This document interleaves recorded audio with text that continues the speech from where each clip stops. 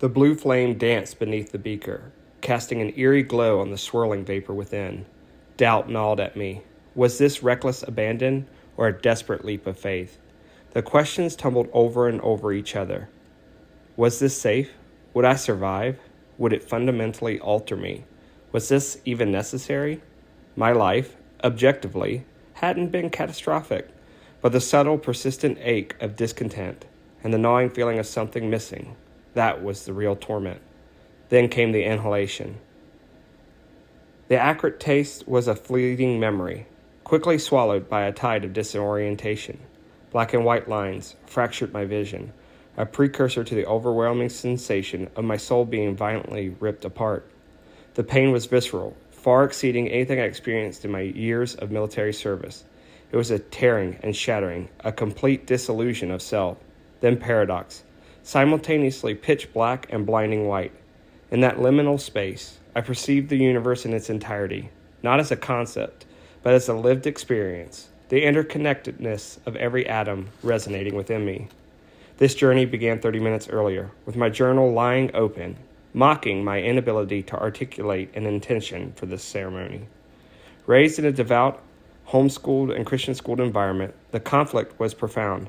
God, the supposed source of all answers, felt distant, a void rather than a guiding presence.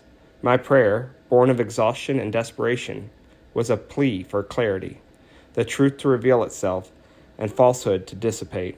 God, I whispered, I am weary, and none of this makes sense. Show me truth, and let illusion vanish. It was a heartfelt cry, a desperate grasping for something beyond my comprehension. Now, reflecting on the intensity of that prayer, I wonder if fully aware of the consequences, I would have dared to utter those words. The experience transcended comprehension. It altered the very fabric of my being. The profound experience I underwent during the ceremony felt otherworldly. It was as if a divine presence enveloped me, a gentle hand on my shoulder, initiating a process of profound healing. Years of accumulated guilt and shame began to dissipate. Memories, long buried in the darkest corners of my mind, surfaced unexpectedly. Things I had clung to with desperate tenacity, beliefs, habits, and resentments, were gently but firmly released, cast off like burdens I no longer needed to carry. The entire process, though incredibly intense, unfolded within a mere half hour. Emerging from the ceremony, I felt reborn. The world appeared with startling freshness. The sight of the clouds, something I had seen countless times, reduced me to tears.